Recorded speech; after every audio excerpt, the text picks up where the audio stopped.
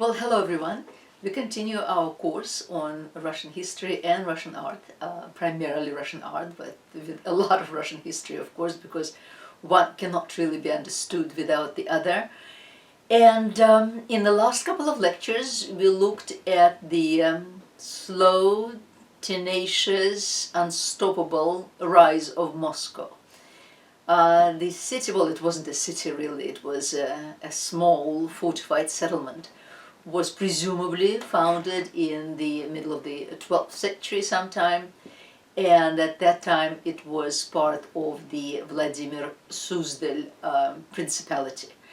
It began to grow slowly but surely, as I said, and it was given a great impetus in the 13th century when the Mongols invaded Russia in the early 13th century, and they reached Moscow and Vladimir and Suzdal. Well, there wasn't much to devastate in Moscow, but whatever there was, they did so. Then they retreated, and Moscow quickly put itself in the position of an agent for the Mongols. So it essentially did the job of the Mongols, and at the same time, was learning its modus operandi, learning its principles. The first man really to put Moscow on the map in terms of its influence and its wealth was, as we saw, Ivan Kalita, otherwise known as the Moneybag. He ruled in the 14th century, and he became the chief revenue agent for the Mongols, for the Tatar Khan. Here he is. The next important person in terms of the growing might of Moscow was Vasily II. Now we jump into the next century. He ruled in the middle of the 15th century, and during his reign the Golden Horde will in fact collapse. It will not disappear, it will just be divided into the smaller khanates with which Moscow will still have to deal very much. After that, we jump to the end of the 15th century to Ivan III, or he is also called Ivan the Great, as we saw it last time, and he really was the first Muscovite prince to use the term of the Tsar. The term is interesting in the sense that yes, it could be interpreted as the second part of Caesar, with the CAE dropped. But interestingly, again, the Mongols used it as well before the Russians began to use it. So the Mongol Khans used that terminology as well. But well, Ivan III will definitely begin to use that. He viewed Moscow as the third Rome, a successor to Constantinople. Reason being that in the early 4th century, the capital of the Roman Empire was transferred to Constantinople from Rome by Constantine the Great, and then circa 500 the Western Roman Empire will fall apart altogether, and Constantinople will assume the role of the second Rome in earnest. But then fast forward about 1,000 years, and in the middle of the 15th century, Constantinople will fall prey to the Ottomans, and the city of Constantinople will be destroyed, and the Ottomans will take over. So that will be the end of the city of Constantinople as the second Rome.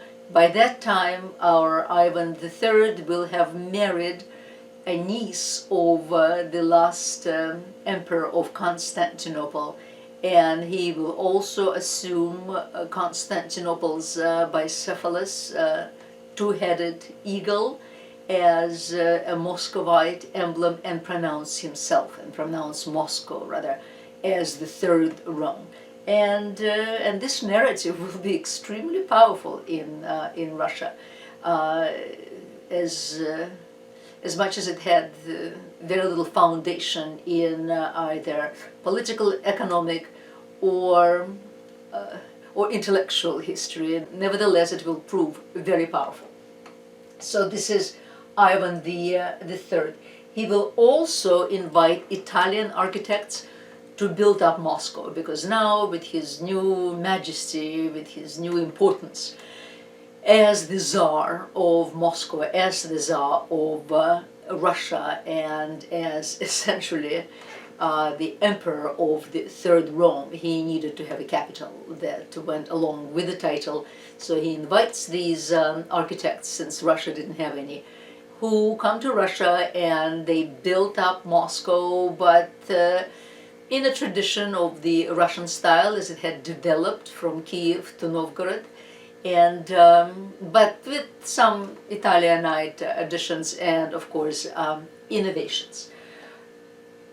Following Ivan III will be his son Vasily III, who will reign a relatively long time. He will reign in the beginning of the 16th century, and he consolidated his father's gains. Another thing to say actually about his father, about Ivan III, is that, as you remember, he completely destroyed Novgorod, and he brought Novgorodian artists and icon painters into Moscow. So the style that will develop in Moscow from now on will be, well, the Novgorodian style mixed somewhat with a new attitude of greatness and glory of Byzantium. But basically the highest point of a Russian icon, that's 14th into the 15th century.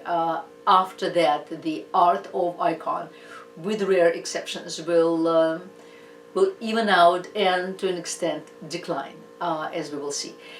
Meanwhile, Vasily III, the son of Ivan III, will, as I said, consolidate the father's gains, and he will annex more provinces. Ivan already annexed essentially Novgorod, and now Vasily will also annex Pskov, Rязань, and some other Novgorodian territories. So essentially the Moscow state will grow and grow geographically. And then the son of Vasily III is Ivan IV, otherwise known as Ivan the Terrible. And it is with him that we begin this lecture about his reign, what happened shortly after his reign, and how his reign and what he had done very much established a further foundation of the Moscow state. So not only he built on what his predecessors had done, but he developed autocracy to a much greater extent. Ivan IV was 3 years old when his father died. His father died in 1533, and he was born in 1530.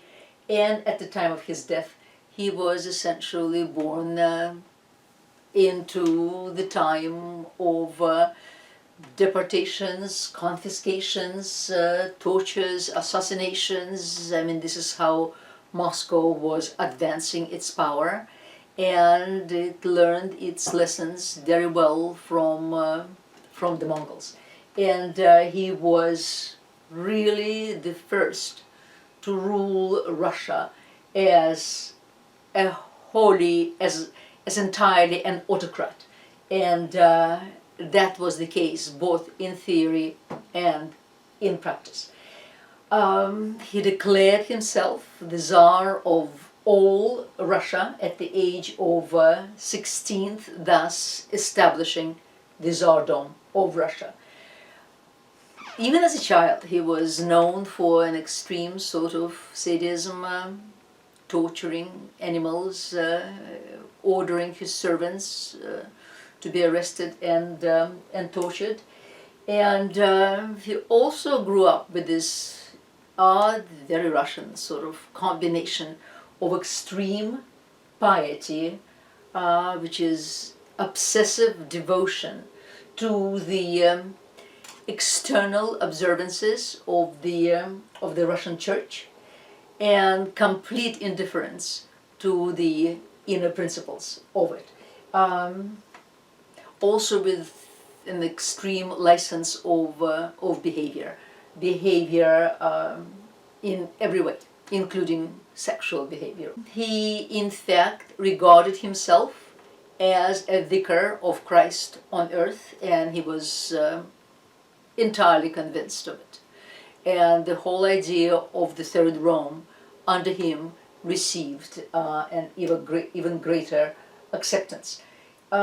He was clearly a paranoiac and contrived just endless executions. It is also under his reign that the St. Basil's was built, and as we discussed before, the inspiration for the church was most probably wooden architecture that preceded it, because if one looks at the Russian architecture, it is wooden, and it is very fanciful.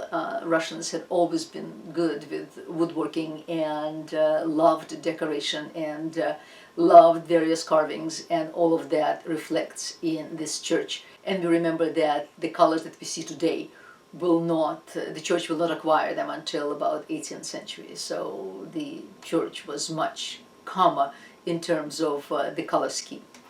So as I said, yes, Moscow as a Third Rome, this is one of the icons that's dedicated to it.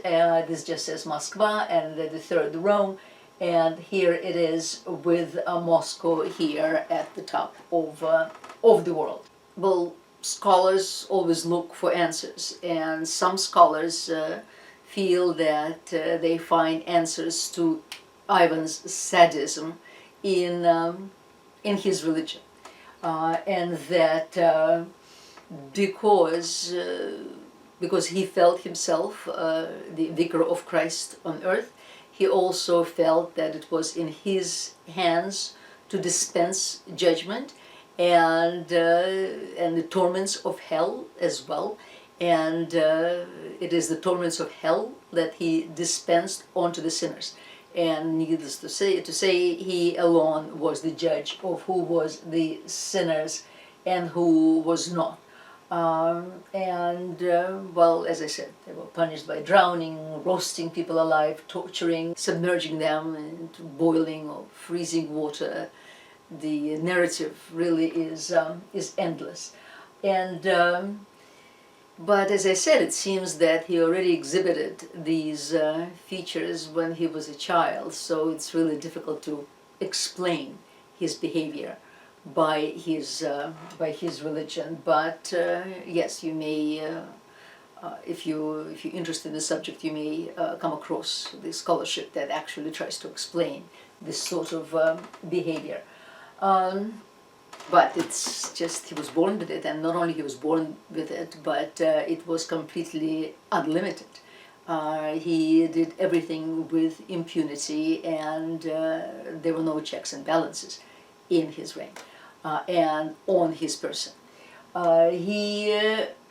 Because he was paranoid, he very much conceived of treason on the part of the boyars, of the landed nobility, and his entire reign will become a battle against landed nobility and against the boyars. And it will be very important to him to gather into his hands the reins of power, and that power be represented in him as a person and be entirely and completely centralized.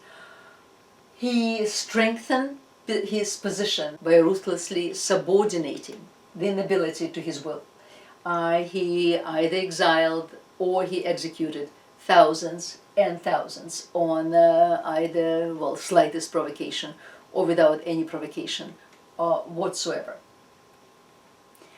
He was married 7 times during his 50 years of reign, and of the 7 wives, 2 cheated on him. One was executed, one was imprisoned for life.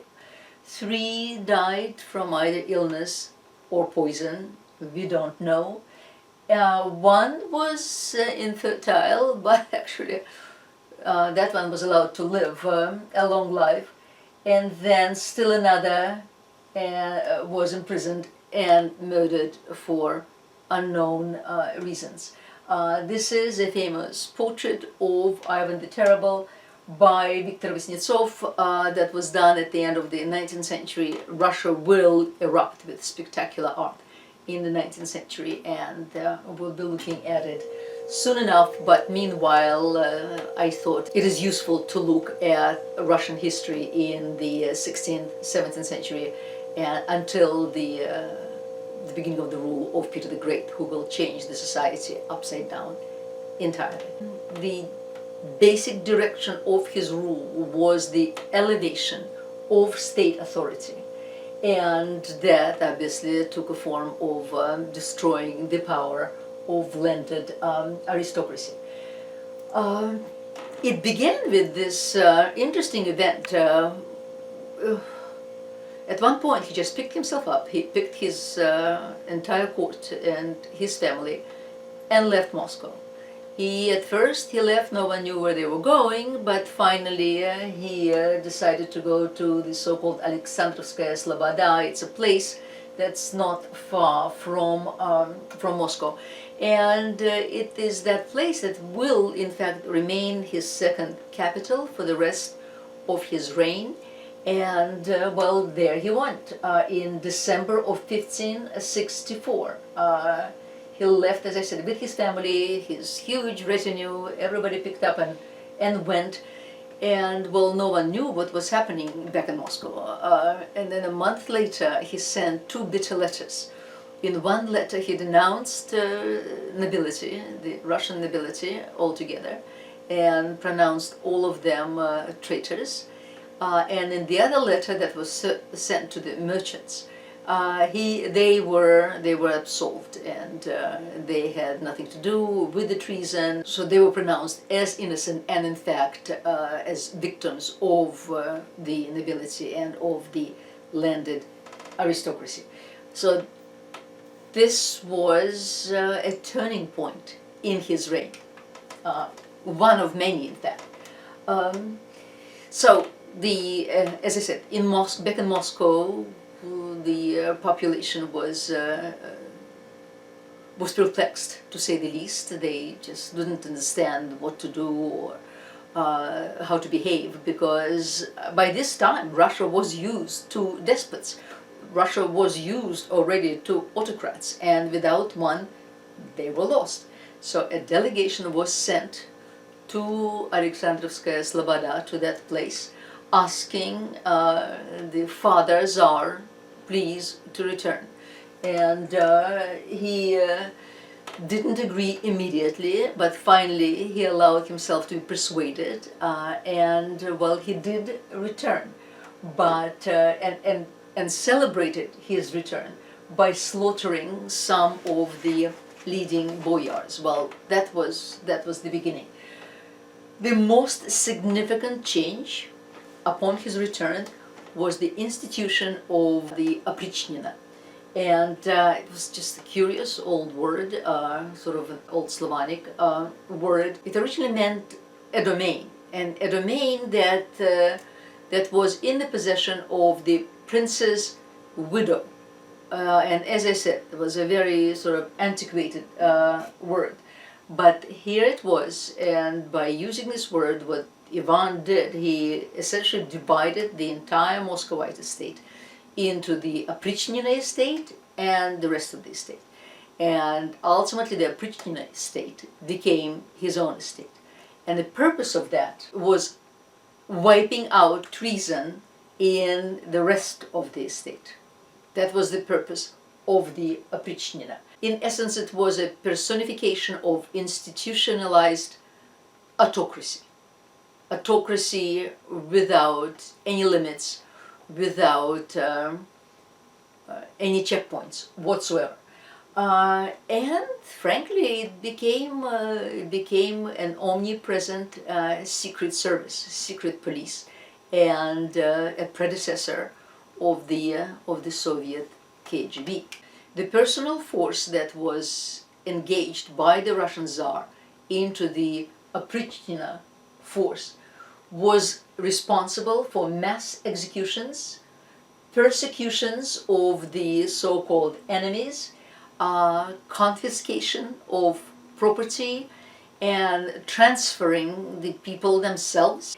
And they just enjoyed and abused a phenomenal scope of power, uncompromising, ruthless. They were eternally loyal to the Tsar, and they terrorized the entire country.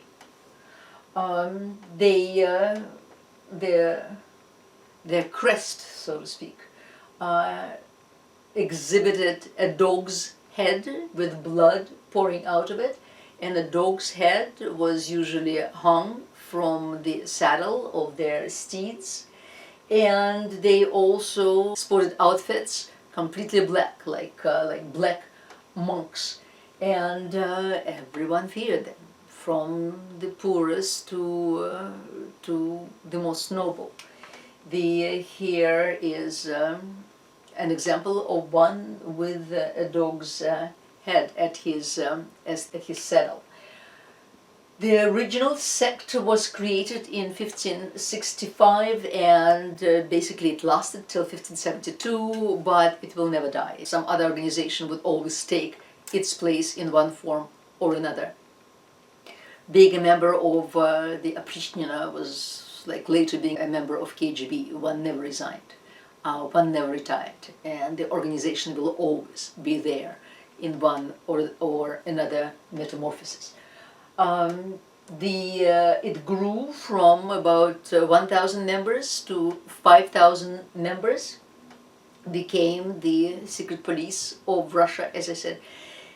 And the nobility themselves, the persecuted nobility, were eager to become members, just as during the reign of the Mongols, the Russian nobility were very eager to go to Sarai, to go to the capital of the Golden Horde, and betray other Russian landholders just so they could get more land. The same situation evolved here as well. Many of the greatest, of the oldest Russian families became members of the Oprichnina just for the simple reason that they rather kill others than be killed themselves. One of the leaders of the Oprichnina was one Malyuta Skuratov, right here, and here's an account, well, it's in Russian. He was probably Ivan's most infamous henchman, oprichnik, and he was certainly a match for the Tsar in ruthlessness. In addition to wholesale slaughter, he also organized the so-called rape trips for the Tsar. A historian, Nikolai Karamzin, wrote in July 1568, Ivan's most devoted men, headed by Malyuta Skuratov, took beautiful wives from all around Moscow and brought them to the village where the Tsar chose some for himself and gave some to his favorites. Numerous women died. So it was essentially a state within a state, and this is what they literally looked like.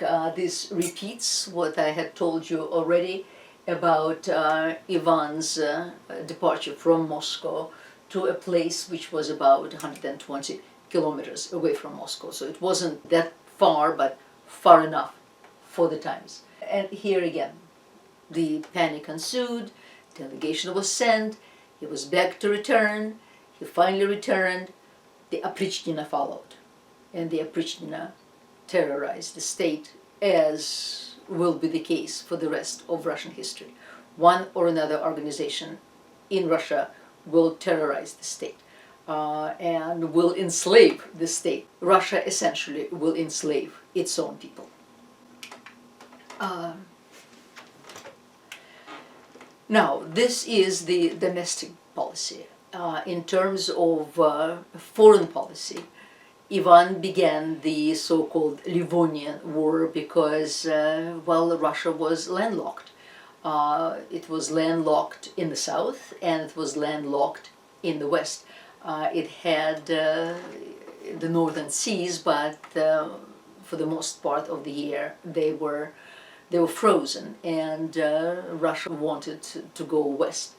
And with that purpose, Ivan began the so-called the Livonian War. And these wars, ultimately, the Livonian Wars will last for a quarter of a century. Russia will lose, ultimately, and but it became nothing short of obsession for Ivan while it lasted. So here it is. He began it in 1558 to gain access to the Baltic Sea. In the end, Peter the Great will succeed to do so. But at this point, here's Finland. Sweden is there. Swedish Ingria possesses this part here. This is the Baltic. This is where the Baltic ends. And Swedish Estonia, Swedish Livonia, and then Polish Lithuanian Commonwealth is here. Here is Russia. Novgorod is in the northwest, and as you remember, it was the last stop for the Hanseatic League that extended from Hamburg up the Baltic and into Novgorod, making Novgorod extremely wealthy, which is why it became such a sore thumb, essentially, in the eyes of Ivan III and then Ivan IV as well. So the war proved unsuccessful, stretched for 24 years. These are all the lands that were involved in the war, and, well, it destroyed the economy, or whatever there was of economy, and the Oprichnina had thoroughly disrupted the government. And needless to say, thousands and thousands of lives were lost. Here is a more detailed map, if you're interested, if you want to look at it at your leisure. And here is the stages of the war. Russia is here. As you see, all these lands are under the domain of Sweden, right here. So Russia does not have access to the Baltic, and then the Polish-Lithuanian Commonwealth and various Livonian principalities that took place in this war. In the process, as if Novgorod did not suffer enough under Ivan III, under the grandfather of Ivan the Terrible, Ivan the Terrible had again devastated Novgorod. He sent Oprichnina there, and in January of 1570, the town again was completely and entirely sacked, burned, people there murdered and tortured. It lasted 5 weeks with an estimated casualties, and this is the low numbers. Casualties of 10 to 15,000, some figure that there were more, which is half the population of Novgorod at the time, because the population of Novgorod at the time was about 30,000. The main bridge until today in Novgorod Kremlin is called the Bloody Bridge, in memory of the people thrown from it. It is said that there was so much blood, and remember, this is January. There was so much blood that the thick ice on the river melted from it, and the river just turned red.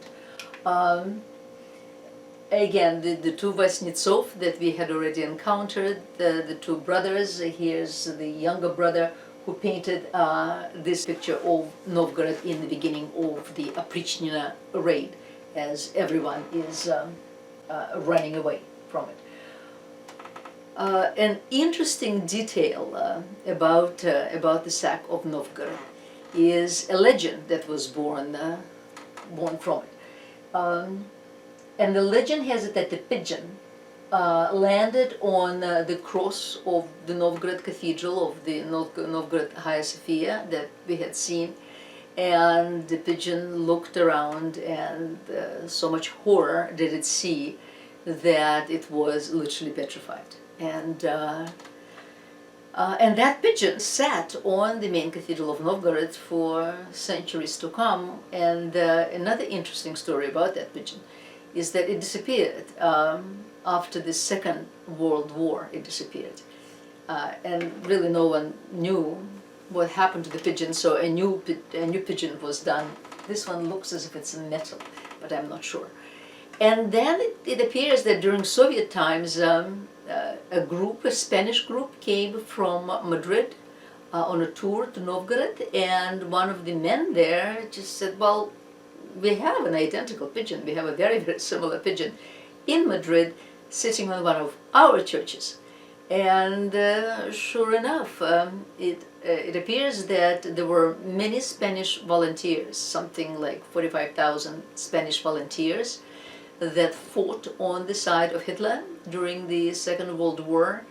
And when they took Novgorod, when they were leaving, when they were finally defeated, when the Germans and the Spaniards, when they were leaving the city, the Spaniards felt that it was a shame to leave such a beautiful cross with its pigeon to the atheists, which, as they conceived of the Soviets. So they took it with them, and they brought it to Madrid. Now, I don't know whether it was returned or whether it's still in Madrid, but, well, an interesting story, aside from all the horror. And this final sacking by Ivan the Terrible certainly put an end to Novgorod's greatness. I mean, the city will still exist, and the city will exist as a mercantile city within autocratic limits of Moscow, but it will never regain its independence,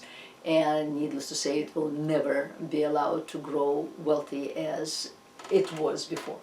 Ivan also wanted to teach Pskov a lesson, because under his grandfather, Pskov was incorporated into the Muscovite land.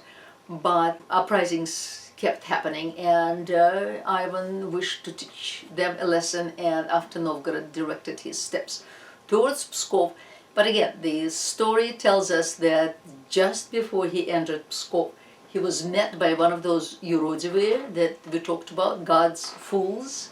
His name was Nikolai Salas, and that man kept a piece of raw meat in his hand, raw, bleeding meat, and revealing to Ivan his bloodthirstiness. And as I said before, in one of the previous lectures, I mean, these men were considered saintly. St. Basil's Cathedral was built in memory of one of them, and they couldn't be touched. And even Ivan, who destroyed everybody, noble or poor, he turned away. He did not proceed to destroy Pskov. So another interesting story in Russian history. The painting was done in the 20th century. Now, we're talking about Ivan's foreign policy. So the Livonian Wars ended in disaster, but even before the Livonian Wars, Ivan also wanted to have access to the Black Sea, and that also did not happen. But what will happen, however, is that he will conquer Kazan and Astrakhan. These two khanates he will conquer and extend Moscow territory to the south. But the Crimean Tatars will still be there, so there will not be access to the Black Sea anyway. And the Crimean Tatars will continue their raids on Moscow. So the annexation of Kazan and Astrakhan will not really end the danger from Tatars. They were not interested in the land, actually. What they were interested in was the prisoners whom they sold in their slave markets.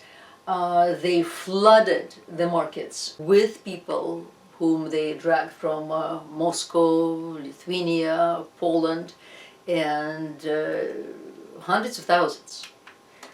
Here is a sketch. In 1571 they laid siege to Moscow, they burnt all the territory around Moscow, and they arrested and they captured 150,000 about people whom they all sold in their slave markets.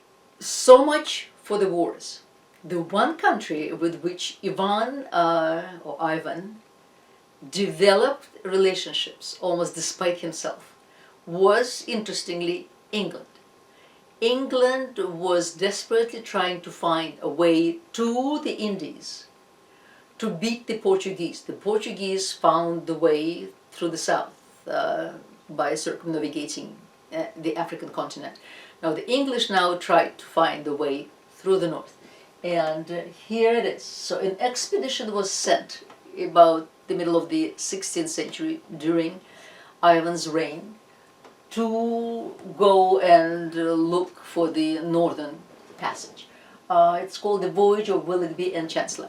Now, Willoughby died during the expedition, but Chancellor made it. He made it into the White Sea. Here's the White Sea, right here, into the city of Arkhangelsk.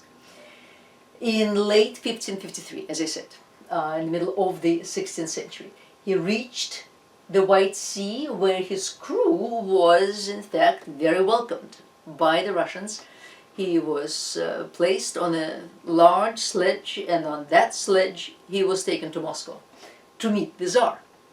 And Chancellor traveled inland by sledge, and upon arrival the Englishmen were met with barbarian splendor, as Chancellor will later write in his memoirs.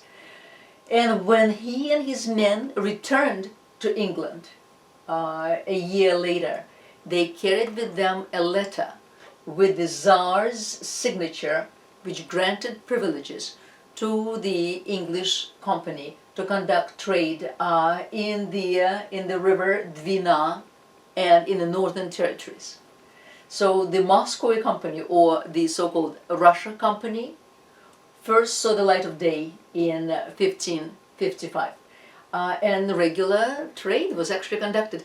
Not only that, but I think Ivan offered marriage to Elizabeth, which she politely refused. But then he was in negotiations for marriage with her niece, while he was still married to his seventh wife. Nothing came out of that as well. But that was one country with which Russia established a relationship, a trade relationship. And here is the adventures of Richard Chancellor, and this was painted in the last century. And then he repeated the so-called abdication. Well, the first time he just left Moscow, as we had seen, and this time he wanted monastery lands. But because overtly he liked to portray himself as very religious and very observant of church traditions, he did not feel that he can just wholesale take churches' lands. So he did something else. He abdicated in favor of one Simeon Bekbulatovich, who was of Mongolian extraction. He essentially did what Putin did, about a decade ago. When he wanted more power, he put Medvedev in his stead in power, remaining behind the stage, so to speak, and then took power back into his own hands. While Putin learned his lesson from Ivan the Terrible, because Ivan the Terrible did it first. So he abdicated in favor of this Simeon Bekbulatovich, and this Simeon reigned now for a year as a figurehead. And according to an English envoy, under Ivan's instruction, Simeon now confiscated all the church lands. It was not Ivan, it was Simeon who did it. And Ivan, in fact, expressed a very loud disapproval. However, when Ivan took the power back, he kept all the lands that were most important for him, while giving some of the lands back, but certainly not all of them. And as I said, the most valued lands he kept. But again, on the surface, he wasn't the one who did it. It was the other Tsar who did that. So that was part of the domestic policy. So we looked now at the domestic policy, we looked at his policies in the West in terms of trying to find his way to the Baltic, which failed. Also in the South, in his attempt to find his way to the Black Sea, it also failed. But now he started looking east, because Siberia was there and it was completely unexplored. There were some Mongolian Khans that possessed the lands still, and they were the ones to be encountered on the eastern expansion under Ivan. And it began in the 16th century, as I said, the Russian conquest of Siberia. Another 19th century painter at whom we will look later, his name is Vasily Surikov, and this is Yermak's conquest of Siberia. Yermak was a leader of the Cossacks. We will talk about the Cossacks as well. Cossacks were free companies of military men who essentially were former serfs who ran away from their serfdom. They ran away to the south, to the Volga region, to the Dnieper region, and there they organized their military companies, which were also trade companies. They traded with the south, with the Ottoman Empire, but they were also up for hire. They were mercenaries as well. And it is these people that were engaged to go east and conquer, well, at least western Siberia. They were companies of men who were very proud of their freedoms and liberties. Ukraine is extremely proud of them because there were many companies on the Dnieper, which is part of Ukraine. And, well, their freedoms and liberties are being now fought for. Here it is. So again, middle of the century, while he is conducting the wars in the West and while he is horrifying his population and enslaving his population, at the same time, Ivan gave the family of the Stroganovs, the Stroganov merchants, he gave them the patent to go and explore the lands that had been until then unexplored. And so colonizing the abundant region along the Kama River. Here's the river. Let's see. Here's Kama River right here. This is the Volga. The map that you're seeing is contemporary map. So cancel out St. Petersburg. St. Petersburg did not exist at the time. And this is the border of Ukraine. So Kiev is right here. This is Moscow. And Arkhangelsk is right there. This is where Richard Chancellor arrived when he reached the White Sea. Here's Moscow. And the Volga, this is the Kama River right here. And part of it is in the Ural Mountains. Here are the Ural Mountains. And here's West Siberia right here. And this is the part that, that the Stroganovs decided to explore. And they are the ones who actually engaged the Kazakh, the Yermak's Kazakh. Lands over the Ural Mountains along the rivers Tura and Tobol. So Kama is right here. This is the Ural Mountains.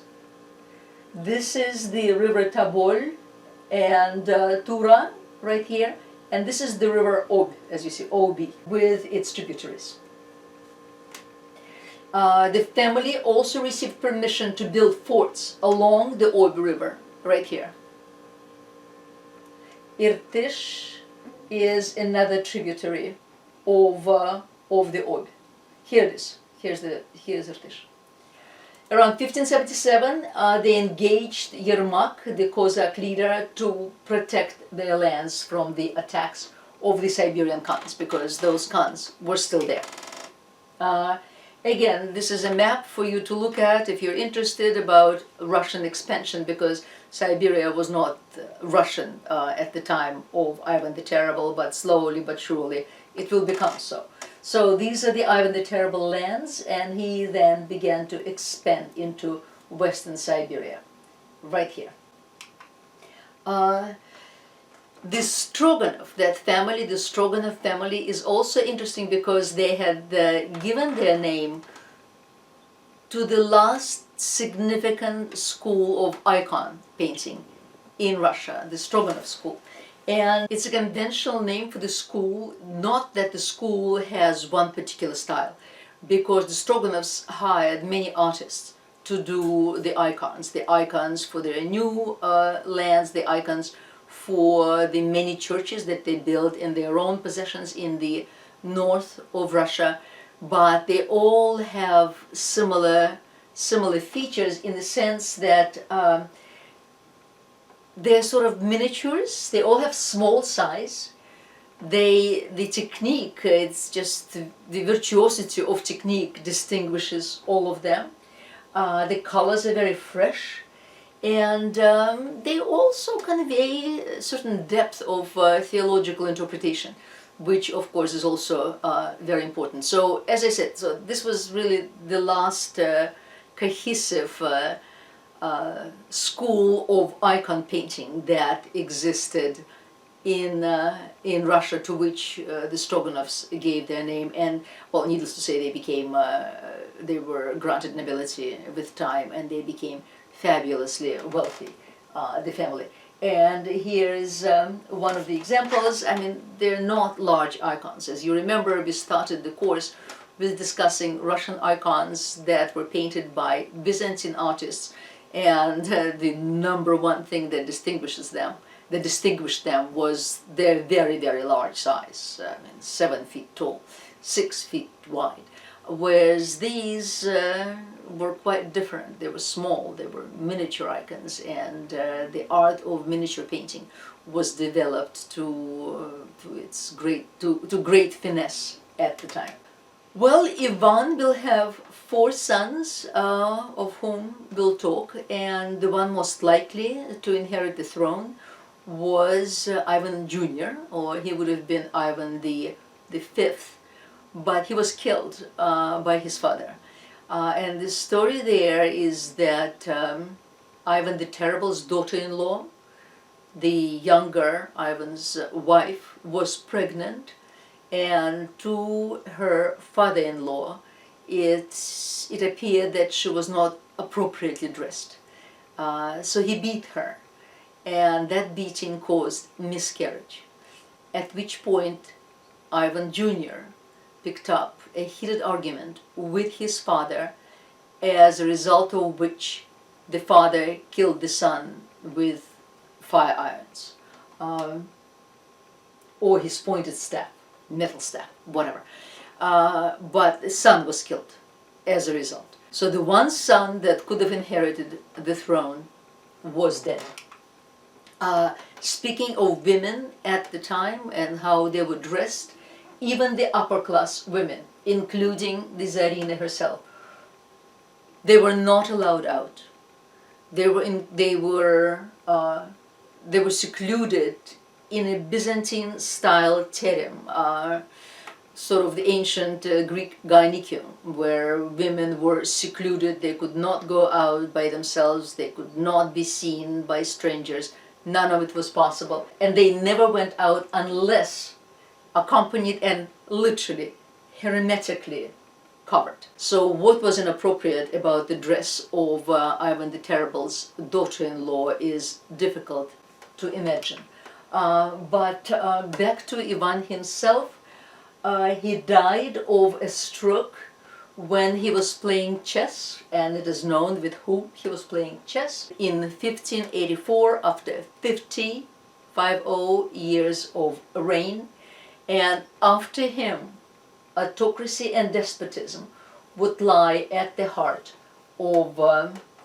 of the Russian state. And upon Ivan's death, the Russian throne was left to another son, and his name was Fyodor. He was a weak-minded figure, and he himself died childless circa 1600, after which there will follow about 20 years of the so-called times of trouble. Well, we have done our lecture on Ivan the Terrible. Needless to say, a whole semester could have been done covering that horrific reign, but we're well off having done with him, and in the next lecture we'll cover the time of troubles. Thank you very much, and I will see you soon. Goodbye.